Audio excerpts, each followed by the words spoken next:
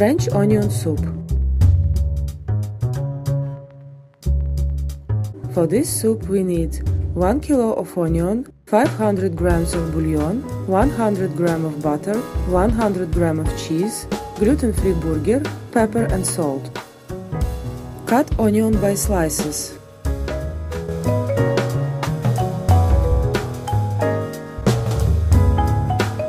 Fry until the golden crust.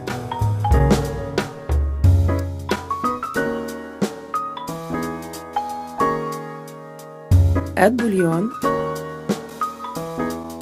Mix and boil around 10 minutes. Mix all by blender.